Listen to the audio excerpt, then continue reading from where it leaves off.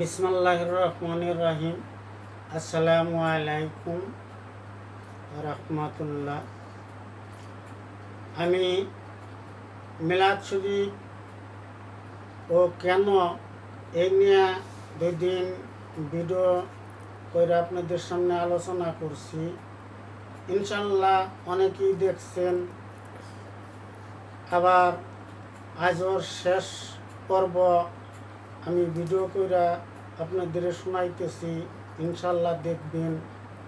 যেমন মাহে রমজান মাসে একজন নাবালেগ বেরোজাদার সন্তানকে ইফতার করালে যতটুকু সওয়াব, এরকম এই মিলাদের কথা শুনলে দেখলে ওরকমই সওয়াব হয়। তাই ইনশাল্লাহ আপনারা দেখবেন। এই বলে আমি আজকের 3য় পর্ব শেষ করতেছি। আলহামদুলিল্লাহ।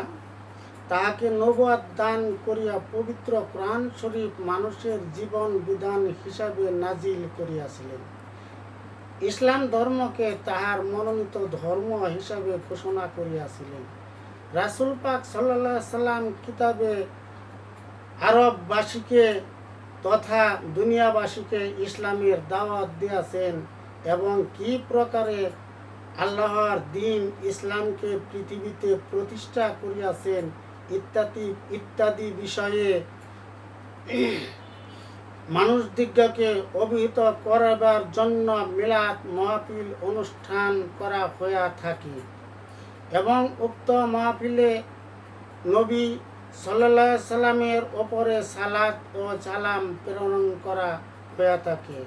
সংক্ষেপে মিলাদ শরীফ কি এবং তাহার প্রয়োজন কেন, সেই আলোচনাই দরুদ শরীফ পাঠের শুরুত ফজিলত ইনশাল্লাহ আপনাদেরকে আগামীকাল ভিডিওতে শোনাইব বা দেখাইব। আপনারা দেখবেন বা লাইক কমেন্ট করবেন, বেশি বেশি শেয়ার করবেন। এই বলে আজকের ভিডিও শেষ করছি। আমি আবার আগামীকাল আসবো ইনশাল্লাহ। আসসালামু আলাইকুম।